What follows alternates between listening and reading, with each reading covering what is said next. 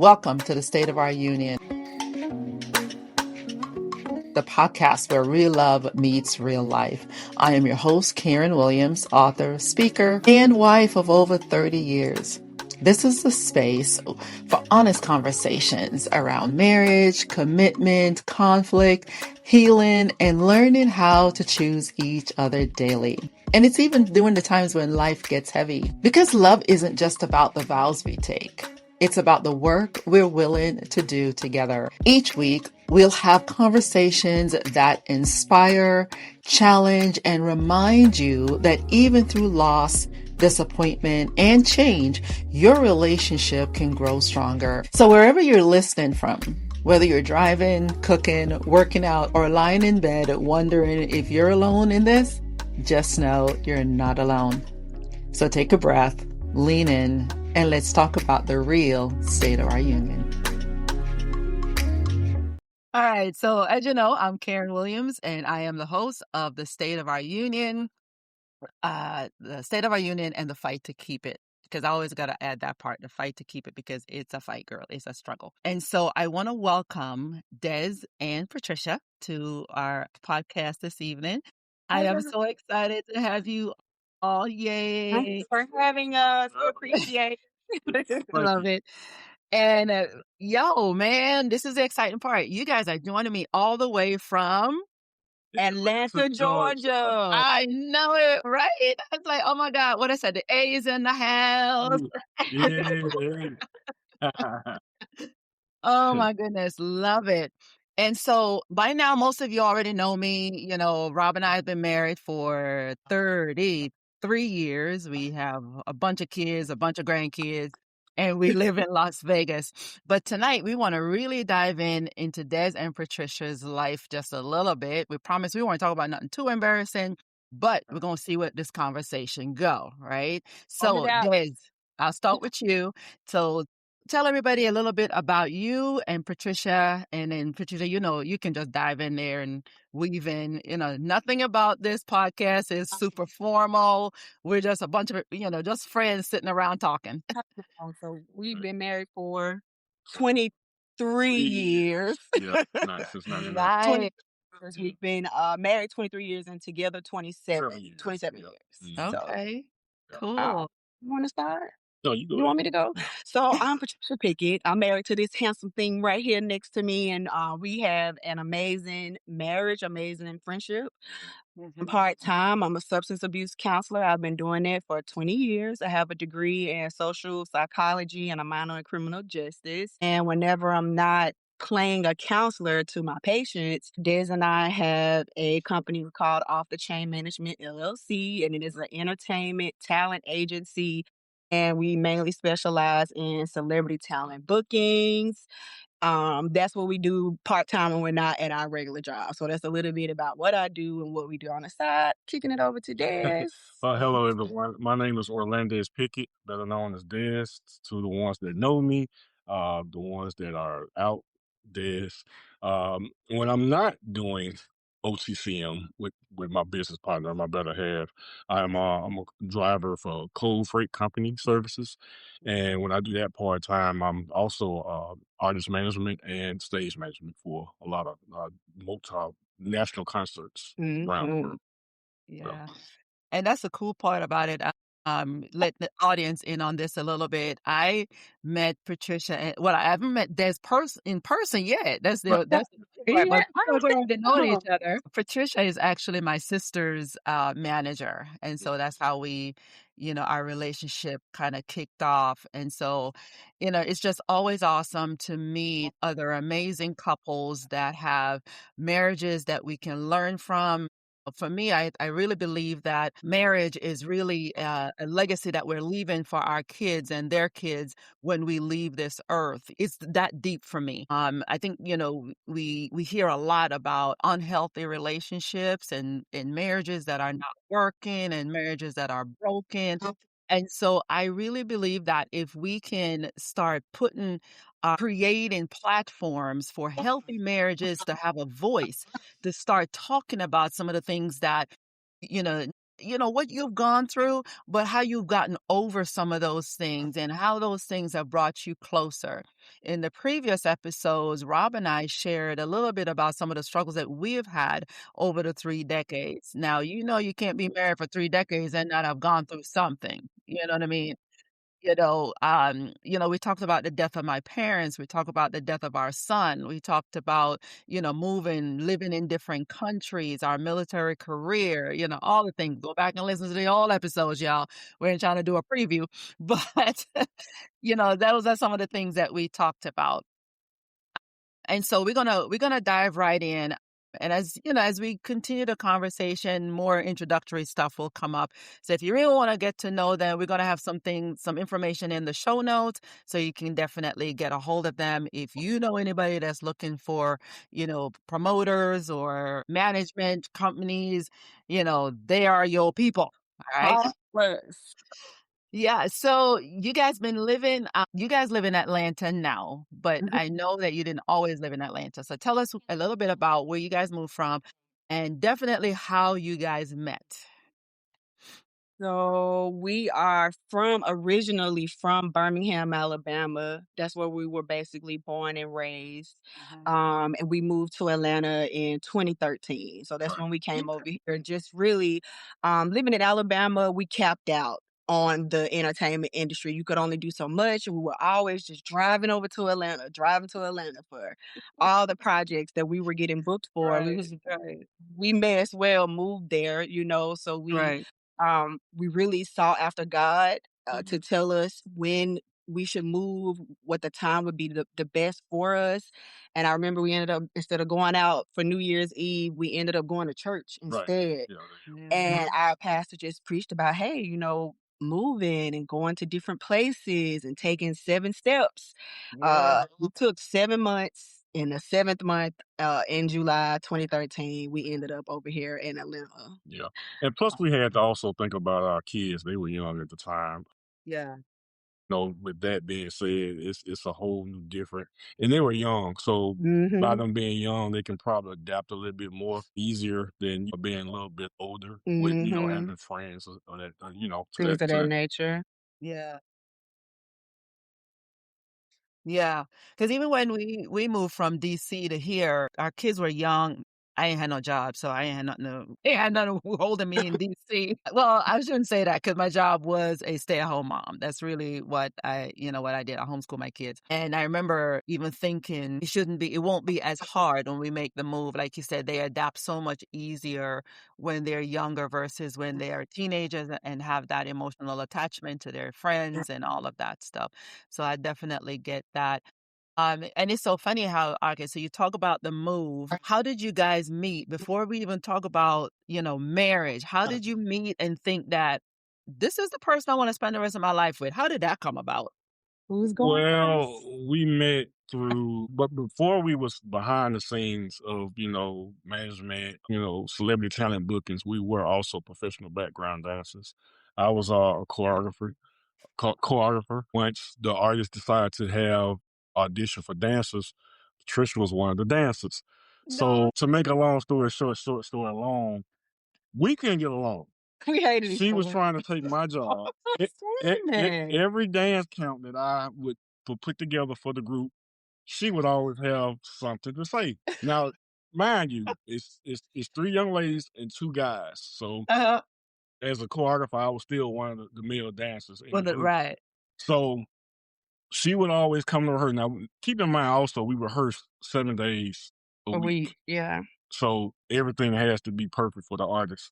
And Right. let me move it along here. Well, one day, her and her girlfriends and cousin decided to take a trip. Me and the other dancer, we wanted to stay home and, just get some things together before Mhm. everybody come back for practice. And I was like, sitting at the practice, I'm like, she on my mind. Why I missed this child? I guess because I was so used to it. I'm thinking outside of that. And then I guess when I told her, once we finally got outside of work, because when I'm working, I'm very serious about what I Right. got time to indulge in that. And she felt the same way about me. Yeah. So I would say the yeah. same thing. For me, I was recruited by one of the guys that was in the rap group that Dez was doing the choreography for. He came and scouted me and another one of my friends at a club just dancing like, hey, we got this new group. We about to go on tour. They have a audition. Do you guys want to come? And he and I were kind of like, sure, why not? Yeah. So when we got to the audition, I'm looking at Dez and he's the choreographer. And I was so used to this, not professional, like, like 5, 6, 7, 8 we Right. party type of dancing, clubbing and Dez over here Dropping like a hot. doing his arms, dropping. all this stuff, and it was a hard count to get. And I was trying to change the style of dancing to more of what I knew how to do. Dez was in a relationship at the time. And I knew one thing about me, I'm not dating no married man. I'm not talking to no married man. I'm not talking to no man that's in a relationship with nobody. But I could already feel and tell that he was the person for me. And whatever I needed to do, if I had to wait years, oh well, I would. So I never crossed any boundaries with him, but I would always hear him on the phone just talking to his girl. They would just be fussing, arguing. He was like, I'm coming home, I'm doing this. It didn't seem like she was a big supporter of his career and what he was doing. Like all of us just listening to him outside on the phone, just fussing, fussing, fussing. Of course, me, I'm like, well, I don't know how long this relationship gonna last, but she better not break up with him. So he's right. I'm gonna be right here. We went to Daytona 1999, me and my friends, and I was thinking about him, and I'm like, I hate this dude. Why is he on my mind? And when we got back from the trip, he and his girl had broken up. They weren't together anymore. I think at the time she was trying to force him to get married, right? Yes. Okay. And Marriage. Yeah. he wasn't ready at the time. So once they fully broke up and we got back and he told me he was thinking about me too, I'm like, this is crazy. So we dated for a year, right? And then after a year, we were together for a year. Okay, that's year 2. And year 3, Dez proposed. Well, that year, that's when we went on the road. We started touring. We got Okay. So We you would spent a know lot of time with each other doing that tour. Yeah. we rehearsing 7 days a week. Yeah. You know what I'm saying? So we were touring with a couple of different groups and working with different companies. And year 3, that's when he proposed to me on Christmas. Yeah. Wow. And then we got married a year later. So it was like dating a year, relationship a year, marriage a year. Yeah, well, I was 23 when we got married. Dez was 20 when we got married. So we got married. Everybody always say, y'all look so young. Yeah. Y'all been married that long. I knew that he was the one for me, and I just waited. And I mean, I had already gone out, done everything. It just was nothing left for me to do. Yeah. I found someone who I felt was a protector for me. It was just the right time and the right moment, and we've been together. It felt right. And you know what? I like the way you said that you guys met, you spend that time together. So you had the opportunity to see each other in different settings, different situations. I'm sure lots of conflict came up because when you talk about business decisions and, creative art, the artistry and all of that, some of those things are you guys gonna bump heads on some of those ideas. But what I liked is that you guys didn't run away from that conflict. You use that as, what is that instrument to even get to know each other on a deeper level, on a better level. Because I know for some couples, the moment conflict shows up, we're like, wait a minute, you may not be the one for me after all. But you guys figured out a way how to get around that and establish a relationship with that. And that helped build the foundation of your relationship. Yeah. Which, not surprising, you've been married 20 plus years. We did marry too, and that was a very we lived together. So I would say we lived together. It was kind of whether or not you do or you don't live together before you get married, but we know that society changed a lot. So we had a chance to live together too before we were married. So that to me, we along with marriage counseling, it taught us what the man is responsible for, what the wife is responsible for. There was good education of us before we even got into marriage. Yeah. I think marriage counseling definitely was a real big thing that helped us out a lot. Let's go down that road a little bit. And I'll ask Des this question because a lot of times I get couples where even if the wife or the female partner is willing to do some type of marriage education, a lot of times the male partner is like, no, I don't want to tell people my business. I would like you to talk to the guys that's in the audience that really feel like they can't benefit from counseling or benefit from any type of coaching or therapy. So if you could talk a little bit about that, how that worked for you, what were your mindset going in and all that? Well, counseling is a very, very first, if it's a spiritual type of situation that you're in, it's good to go in it, spiritually first and have a spiritual understanding of what the male role. And you have to be accepted to that.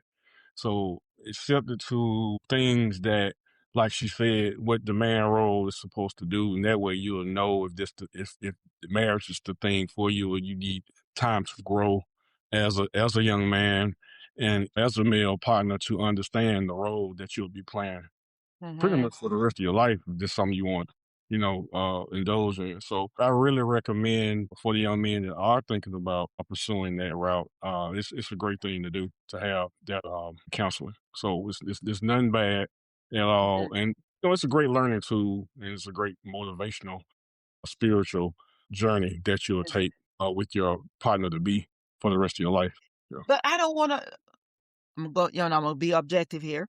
Okay. But I don't want to sit down and tell nobody my business, man. Well, I got to tell everybody my business. I want to, I see how my uncles do do their women, and I see how my daddy did their women. First of all, I listen to the Well, podcast, bro, so I know what to do. Why do we got to go sit down and well, in counseling? Because I hear that stuff. Well, So, well, let me say this. Growing up as my household, I've seen the good, the bad, and the ugly. And I've seen what I would want for myself and what I hmm want as in a partner. So I've seen where, my uncles and my dad and my, guys that I was, considered hmm brothers at the time, how they would treat a woman. Now it's like, okay, if I want to go that route, or do I see myself being my dad, or I see myself being my uncle? I'm not saying that either side is bad as a right, role. right, It's like I grew up learning that life is about choices.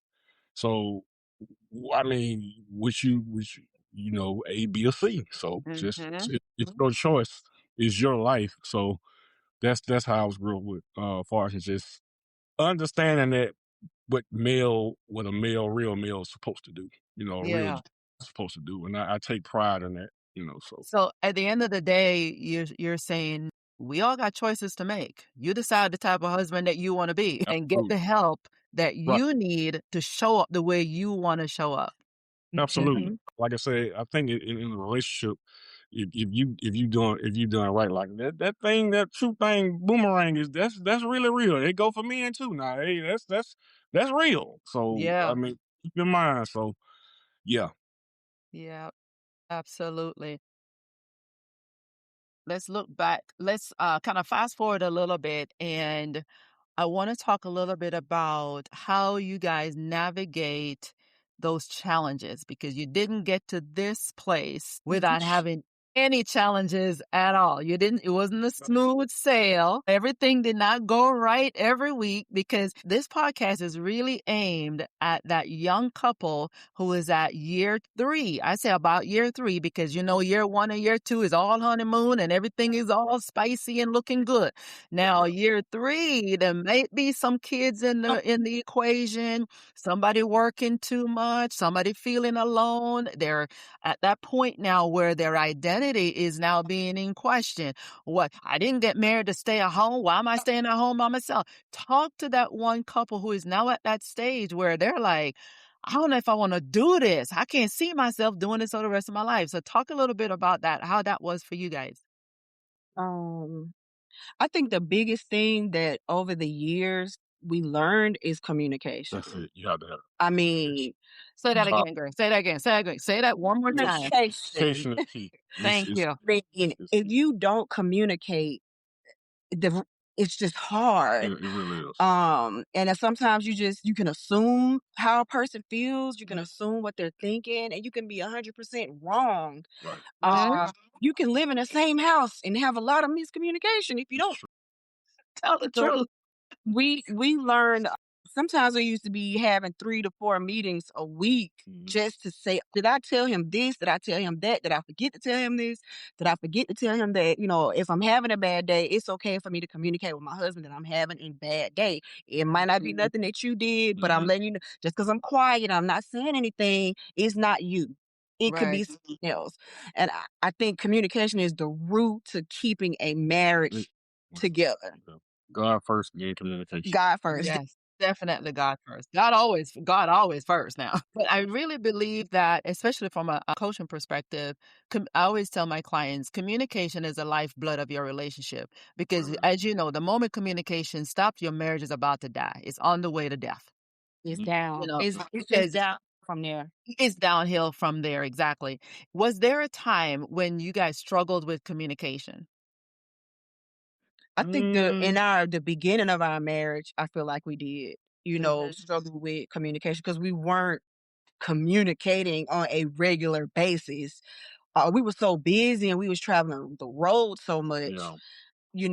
It could be something simple that I forget to say, "Oh, I forgot to tell you this," and then it Mm, turned into an argument. You know what I'm saying? An argument that you shouldn't even have to have had you just communicated mhm. this situation. So I think early on in a marriage, the first 5 or 6 or so years, I don't think communication was a big thing that we focused on because we just stayed on the go all the time with our company and with our business. So we did do marriage counseling at one point in our Mm, marriage when we were, having some miscommunications with each other. And the pastor is telling us, like, hey, this is again what the male role is.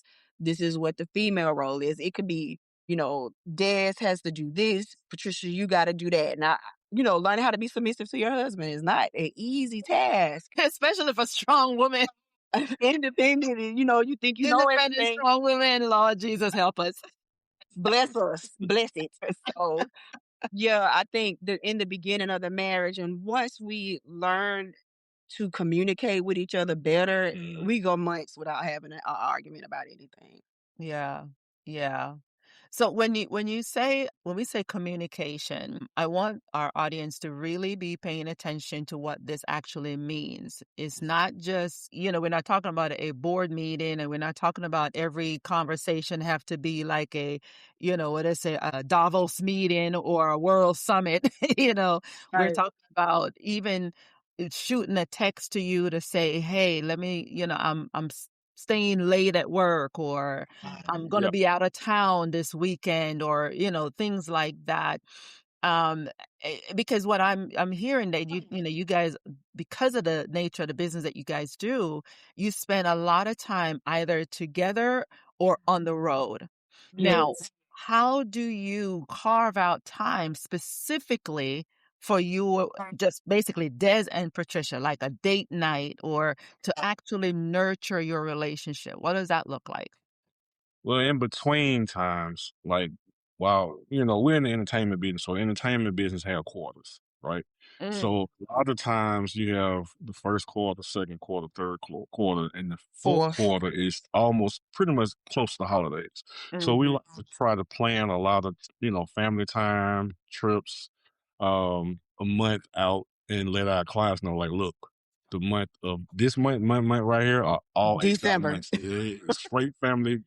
Turn our cell phones off, turn all the communication off with, important business clients and stuff Hmm. like that, because they're doing things as well. So, but in between time, we sometimes we try to take we out with the client. We try to if it's downtime, that's when we'll look at that itinerary and like, look, we got like an hour. So let's look while we here in like Las Vegas Yeah. or Orlando or Some me let's time in there. let's yeah we try to throw some of that in there. Yeah. So we'll So do what this, I'm Go go ahead. I'm sorry. go skating or do something. We didn't Like, used to make time for it though. yeah, Like I we said did. early on in the Yeah, marriage, we did. and you already know how busy your sister is. DJ Tracy Yeah. still was Oh everywhere, yeah. all Absolutely. forever, just gone. Yeah. Yeah. A lot of times we just didn't have me time. Right. We didn't. Even our anniversary will come around in May, which is Memorial Day weekend. It'll always be something booked. Our always kids' something. birthdays, it'll Right. always be something booked. Right. So it had gotten to a point, I would just say that first 6, 7 years, we Yeah. weren't making a time for us because we were always working it. Sometimes we're separated. Right. Yeah. You know, Des may be gone to do a gig, and then I may have to be gone to do a gig. You know, it's rare, you know what I'm saying, that we do get to travel a lot together now, but in the beginning of the marriage, we didn't have a lot of me time. So we started making time Right. in December when the quarter is slow, which is usually November, December, last 3 months. After October is when it would slow down for us. We would always plan a trip in December with our family. So and I want to pull those nuggets out of what you guys just said for the audience, because what I'm hearing is that you guys make yourselves a priority. You are intentional about some dates and some family time and making sure that you get the chance to spend time together. Now, I know sometimes work get in the middle of, of the marriage, and, especially again, couples that are in marriages where one may travel a lot. And so they feel like, okay, where do we fit into that? Because it's in those moments that the drift starts. Absolutely. And before you know it, you haven't spoken to each other in about a week. Then that week turn into a month. That month turn into 3, 4 months. And that can get dangerous. Yes. That gets It dangerous. And that's when can. we start That's feeling why neglected. that's why the communication is It's so very, important. very, very, very important. We do. Very We important. have a family group chat on our phones, and we've taught our kids the importance of checking in. So it's not a moment where if our daughter goes out, she's checking in. We usually say every 2 to 3 hours, that everybody say something. Absolutely. If I'm going to an event, hey, mom made it safe to XYZ, I'm saying that to them. If Dez is out, he'll say, hey, I made it safe. Like, we make it our business in our family chat Right. to communicate with each other. Sometimes me and Dez we got our own times where we communicate with each other also, but that communication, I'm just going to keep saying it over and over Right. again. That's what it takes. The key. Because in this entertainment industry, you got to know, I work with a lot of men. You know what I'm saying? And Dez work with a lot of men. Yes. And Talk can a you little. imagine? Don't just glaze over that. Go back in there. Go back into that one. Talk a little bit about that. Well, I'll say it takes trust. Right. Yes.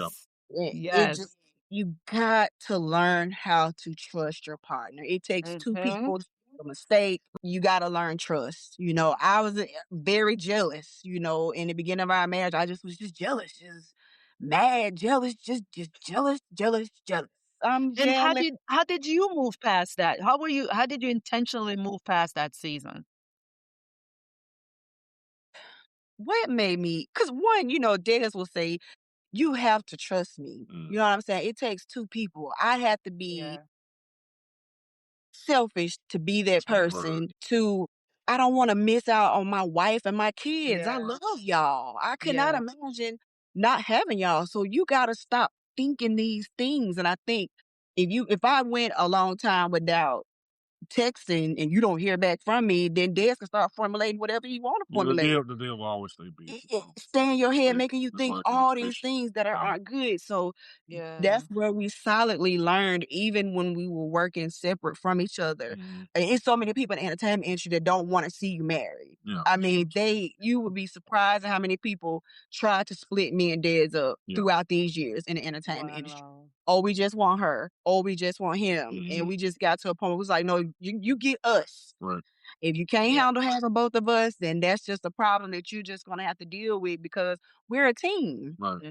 So we had to learn, when people was trying to split us up just to be negative, those are the jobs, some of those jobs we just said no to. And I think, again, we learned how to communicate with each other within a certain time, so that we don't start to formulate things when we're separated and the devil don't come in and I start playing on our brains. Now, what's the funny part is, like, for the last 5 years, we go into a client relationship that we're a business, but like we on the same job together, project together. Like, say, it's like we just did the 60th anniversary of Montgomery to Selma showcase Oh, concert, Prince Tate, and a lot just make a long story short, short story long. A lot of people that we work with we won't even announce that we're husband, we're Right. business partners.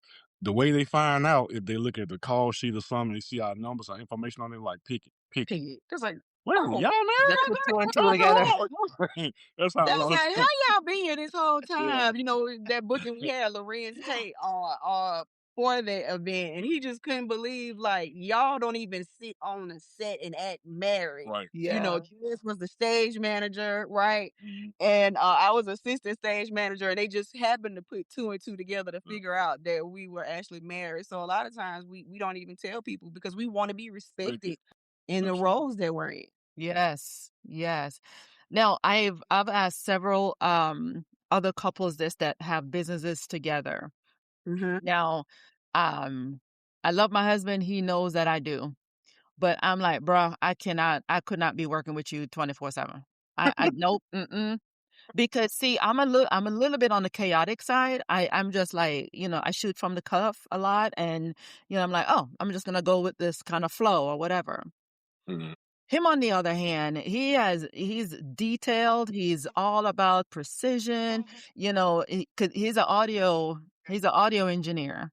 Okay. So, of course, he's the guy that gets there, making sure, you guys can relate. He makes sure Mhm. that the sound check is done. Yes. If a band shows up that has not sound checked, oh my God, drive him crazy. Just just the way they wrap their microphone will drive him up the walls. He's just like, that's not the dude, right? So I'm like, no, I can't be working with you like that. You want me to explain everything? No. But I always admire couples who are able to work together, keep that work life over here, and then the family life over here. Yes, the two gonna merge because you make up both environments. But tell me a little bit about some of the pluses and the minuses, or the positives and negatives for both. How working together, and then where is the downtime? How do you separate the two? Well, Hmm. I think in the beginning it was a little rough because Yeah. at times I will come in and be like, look, man, we gotta you going on 18 hours and this just you coming home. Yeah. In the Yes. beginning of the marriage, I was Yeah. gone a lot. I was traveling with Tracy consistently. Yeah.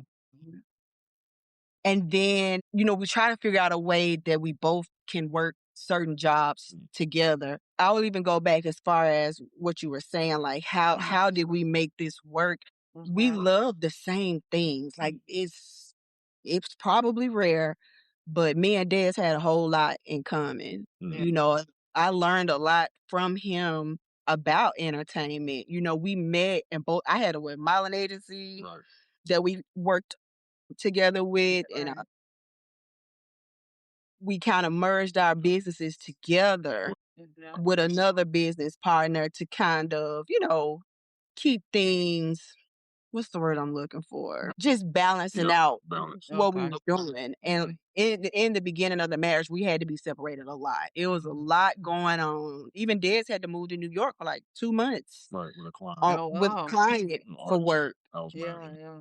And I just, it was for me to be there at home. I had to raise the kids, take care of the children while he was gone. And then there'd be times where I would be gone and we would just switch roles. So we did the best that we could. One, to trust. Mhm. Two, to communicate, and to try and keep our marriage as strong as possible. Because again, when people are preying on what you have, you really want to prove them Yep. wrong. Yep. 100%. 100%. So far I'm hearing the role of your convictions playing a major role in how you guys relate to each other. You have some ground rules in place, and then not just establish ground rules or expectations, you guys communicate those things with each other. So it is so important. And I stress on that. It is so important that even as couples, even if we have expectations of each other, we have to sit down and actually have a conversation about it. Tell each other, these are some of the things I expect from you, as my spouse, as my partner. As business partners, yes, the responsibilities might be a little different. The roles may be a little different, but we still have a level of respect for each other to where we make sure that we are not in compromising positions, that our relationship is being threatened or even our relationship being compromised for that matter. I hear the importance of communication. I hear the importance of not having assumptions of each other, but making sure that those conversations are being communicated. Now, is there ever a time with all of that going on, is there ever a time where you felt like, you know what? I'm done. I cannot do this with you. From this moment forward, I'm choosing to stay married to you. Did you ever come across a moment like that? I think before we got married, we went through all that, a little bit of static. But Mhm. during the marriage, nah, not for me. Yeah.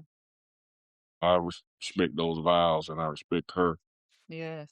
as my best friend. So, I think it's easy to go that route instead of just because if you understand the vows for better or worse, for rich or poor, if you really took into those words, Right. and Yeah. keep them inside and instilled in you. Mm-hmm. Sit down and talk about it. Cool off for a minute. Yeah. Give each other space.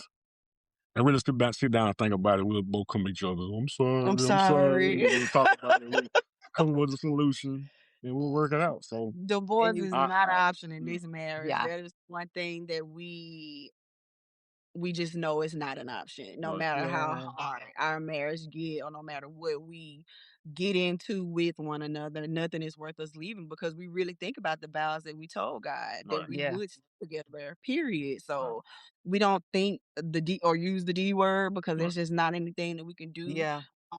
Like he said earlier on in our marriage, I think it would just be people trying to separate us is what was Mhm. causing a lot of the friction Yeah. of us if we wanted to quit or not wanting to do certain things. Des to me had a lot of goals and dreams and things that he wanted to do. Some Mhm. of those dreams and goals came easy to me. You know what I'm saying? So he would be watching me almost live out his dreams sometimes. And I think that in itself, not to be selfish, you know what I'm saying? And me saying, okay, you know what? What can we do to make sure you reach the goals that you want? And we'll make out a list of things, whatever it is that we needed to do to make sure that he also maintain happiness in this industry. It can't just be Patricia is doing Right. everything that she wants to do, and Des is waiting on some of those things to come around. We really have learned to enjoy these things Yeah. together as a team, and it just makes us feel so much better. So early on in marriage, which they go to finger snaps. Early in the marriage, I think, like he said, we were having some of those I quit moments, but we Yeah. learned to get through it. It is so important that for those of you that are listening to this, it is so important that, for starters, I heard Des said it, be married to your best friend. Right. Marriage Absolutely. is not just, what is it? Marriage is not content. It's not social media content. Oh, It is really being married to your best friend. And I heard my husband was telling our youngest son recently that I was his best friend. And he's Mm. like, really? Yeah. First of all, I'm like, bro, where have you been for 32 years? You've known us all your life. How do you not know that we are best friends? yeah. But okay, that's for another episode. So, that is so important. And I don't think a lot of people understand the importance of their spouse being their best friend or even what that looks like. And so he always used the example that people don't have to teach you how to be friends with somebody. Right? You Mhm. go into that relationship when you act a fool, you have no problem pulling your girl aside or pulling your boy aside and you say, yo, bro, sis, what was that? You know, Right. we communicate with these people, but yet we get married and then I don't know, we just freak out. Like we don't know what to do, you know? Yep. And so I think it is such an important piece of the marriage relationship because I really believe that that's what's responsible for the connection. That's what's Mhm. responsible for those moments where you may not the physical attraction may not be, because I ain't gonna lie, I wake up some days and my hair sticking out on top of my head. There's no way that I'm attracted. I'm physically attracted right now. You can't tell me that. But that's my best friend, you know. You know, when he's sick and walking around the house in sweatpants and a beanie, nope, not physically attractive, but that's my best friend. That's You know my what I man. mean? Okay. That's my man. That's my friend, you know. And so it's so important to understand that in those moments, that's the moments where the marriage is really built. You know, it's not the perfect camera moments that we see on social media. And so with Yeah. that being said, I kind of want to segue into, and I'm going to give you the liberty to talk about this as much as you want. I know Okay. recently you had some health concerns and you went through the surgery, and girl, you had us over here praying and believing God and I'm trusting telling you. God. And then Des, I want to hear from you about some of the emotional roller coaster moments that you went through seeing your wife in that condition or in that situation. I actually want to touch on two health issues. Honestly, the first one would be COVID. Our entire family had it all at one time, and once we all got COVID, Dez was the first one in the hospital for almost a week and a half, and we had to really fight because I was sick at home while he was in the hospital. He got out the hospital. I went in the hospital. And I had a lot of mental breakdowns Yeah. with COVID. There were a lot of my childhood traumas that resurfaced that I thought I had buried. And I think that mental side, because you living in the same house, but you can't see each other. I'm up, Dez is upstairs, I'm downstairs, kids in their room.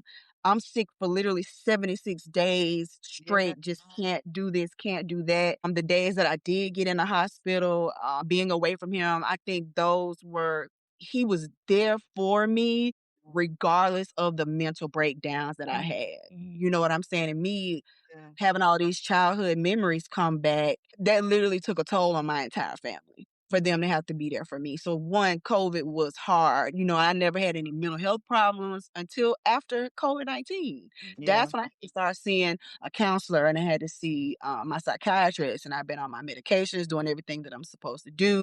Yeah. And my husband is supporting me regardless of what I had gone through. So that was the first health issue. The second one was I had to have back surgery. I had been in back surgery I had been in back pain for almost 7 straight years. Right.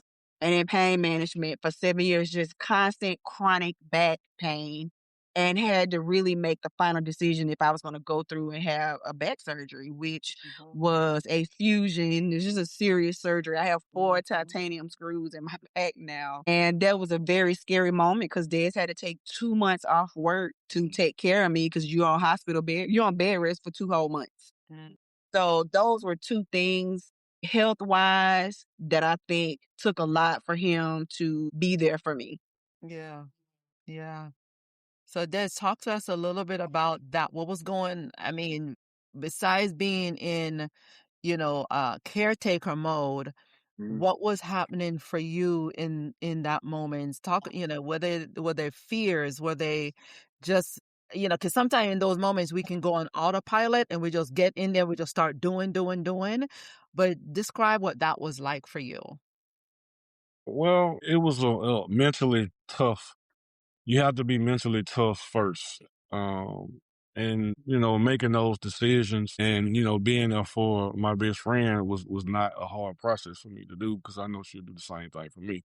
Yeah. So going through that with her, and I just wanted her to not be in pain anymore. So it's a joy to me to even help her through the process with the doctors, the surgeons doing an outstanding job. I wanted to do my part in making sure she feels, the best situation to make her comfortable coming back home in the process of healing. So I knew that was my role. So I wanted to be well over 10 plus He was 5-star, as you may say. Just 5 said star 5-star. It said 5-star. So lunch, dinner. yeah. I'm gonna have to do a Google review on that. So I want to be there well and beyond excellent on taking care of her and her husband. Yeah.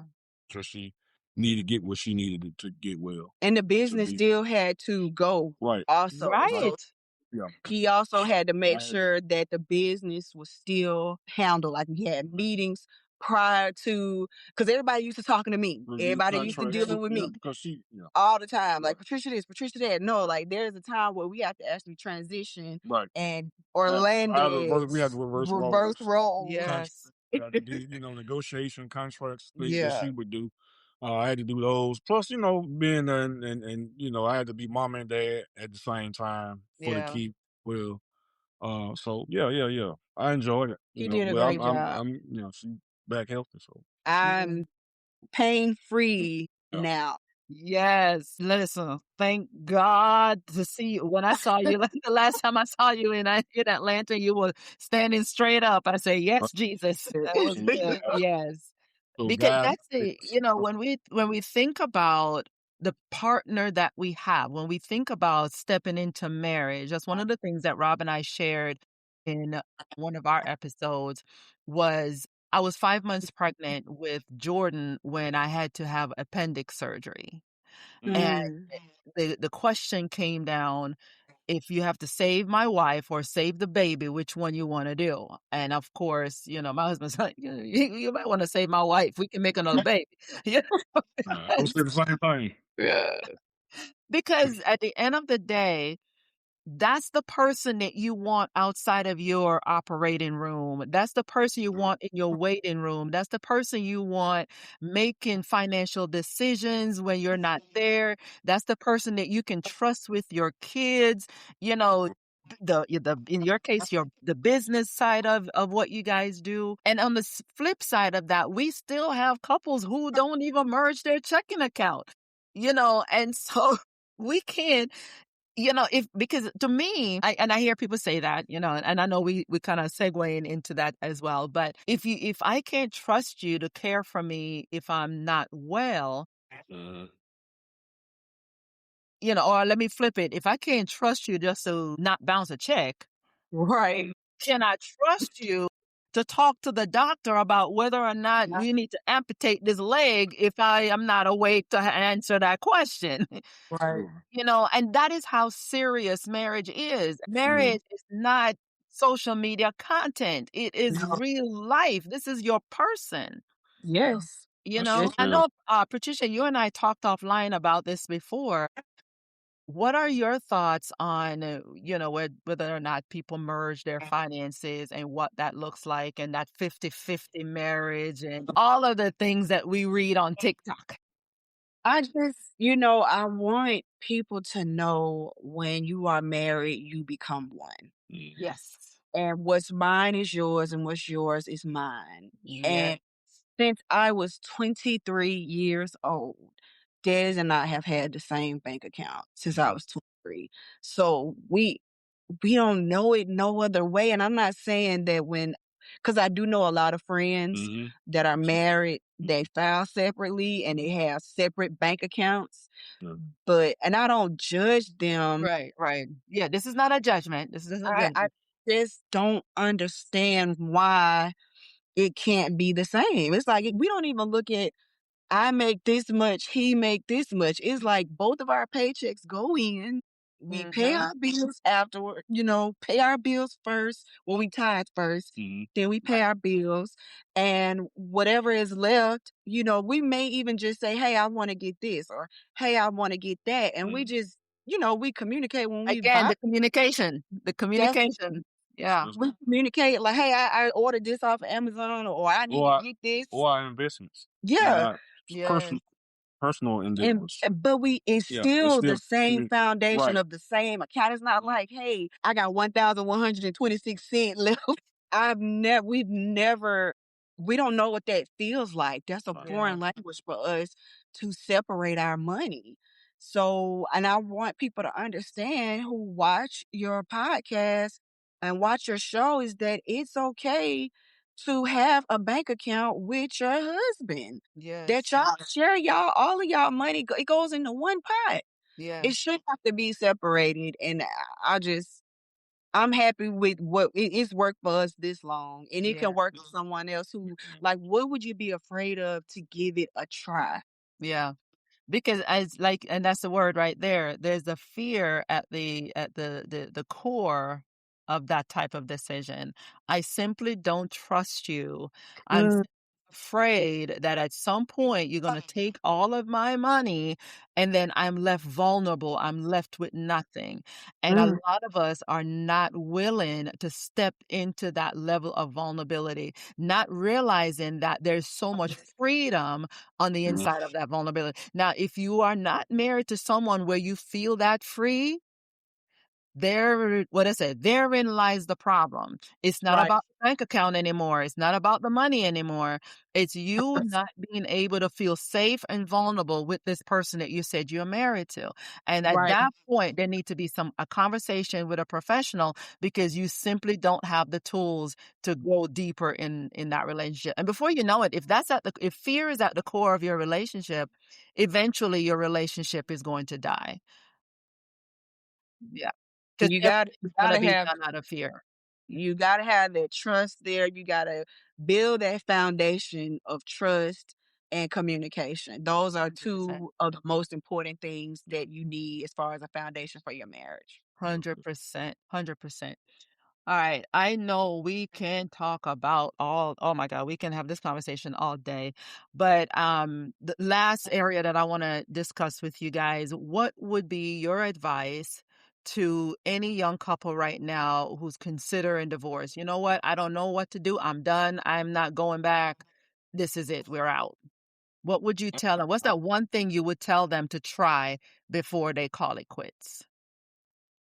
I would tell them to outweigh the good versus the bad. Yes. Really take a deep dive into really what's the root of the problem, and like go back to like if we can both agree to some type of counseling, just to give that an option, Yes. and go from there. Mhm. That's what I would say. That's what I would tell them. Mine would be twofold. It would be like, think about your vows. Think about what you stood in front of God and promised to Mm. do. Mhm. Think about your vows. That's number one. And then number two, I would say try marriage counseling because I feel like that can get to the root of Right. the issue and it can be non-biased or Yeah. someone on the outside looking in that can help, them formulate a plan of action. Because again, the young couples who are married need to know that divorce is not an option, Yeah. and young couples who are single and dating and looking to be with that person, like you and I talked about offline before, Yeah. is tell that person what you're seeking in them to be committed to them and vice versa. Yes. That way you know where you're going, what you're looking for in that person, and you all can communicate so that you can get married knowing that you want to stay together. We wanna Absolutely. grow old together, Right. we Exactly. wanna grow old, raise our grandkids. Right. When our children, decide they wanna have kids, like, we in love. Yes. That's the fun part. I said, we're expecting our fifth grandkid March Aw. 2nd. Oh my God. Yeah, she has less than 3 weeks before she make her debut, girl. And so Rob and I are, we actually flying up to Iceland because that's where my son and daughter-in-law lives. And, the way we look at it, like you guys are saying, is what we're laying down. I want our grandkids to look back at grandma and grandpa and say, "Oh my gosh, they stayed married forever." That was, Yep. I want to learn what they did. We want to break that cycle. You and I talk about childhood traumas and that type of thing. Been there, done that. We're like, at some point, we have to break that cycle. We cannot just stay on this unhealthy roller coaster and it just, well, my grandma did it, my grandpa did it, my mama did it. No, no. At some point, we have to put our foot down and say, okay, no, that's not the life that we want to live. We want to do something different. We want Right. to leave the world better than how you saw it when you came. Right. Right. That's The point is, that starts with, it's not just cliche. That starts with how we show up in our family. We may not Right. be able to change the world, but we can change our household because that's where it starts. Right. You and Des are laying down this legacy where your children are going to pick up that baton and their children are going to pick that same baton up. And from this point on, the Pickett family is going to be known for healthy relationships. Absolutely. Absolutely. That's it. I mean, Role models that to you role our models to your son, my kids. daughter. Yep. You Yes. teach them what is, Absolutely. relationships, what it What it should look like look for me. like. Yes. Mhm. Yes. And you and I know good and well that they learn a lot more from what they see versus what we're telling them. They see how we act, they see how we communicate with each other. One of the things that my adult son said to me was, "Mom, to be honest, we really thought you and Dad was perfect. You guys never fought." And I said, No. "Well, in our, we grew up like, hey, kids don't see you fight. You keep that stuff away from them. You Right. know, one of the things he said, Mom, what I wish I had learned is to watch you guys actually fight and then Mm, repair in a healthy way because we Right. didn't know how to do that. And Yeah, I that's can big. see really. I can see how that could have been, one of the areas among many, where as parents we messed up. You know what I mean? But at the end of the day, we want to show up in a way that the next generation can look back and say, "Hey, this is what I learned from them. This is the change that they made." Based on some of the traumas that we have encountered, we have Yeah. conducted our lives differently so Right. that they don't have to deal with the same things that we did. Yes, they Yeah. may have their own issues. Yes, they may have their own struggles, but it better not be the same thing that we went through. You know Right. what I mean? We teach them different. Exactly, exactly. So I just want to thank you guys so much for sitting down with me. Oh my gosh. Like I said, there's a lot of editing that's gonna happen. Because we're all over the place. We went from one topic to the next. But again, thank you so much. Thank you for spending this time with me on the state of our union. My hope is that today's conversation gave you something to reflect on, something to talk about, and maybe even something to try in your own relationship. If this episode spoke to you, share it with someone you love or someone who needs to hear it. Be sure to subscribe so you never miss a conversation. Remember, strong relationships aren't built on perfection. They're built on intention, honesty, and the daily decision to choose each other. Until next time, guard your heart, nurture your love, and keep investing in the state of your union.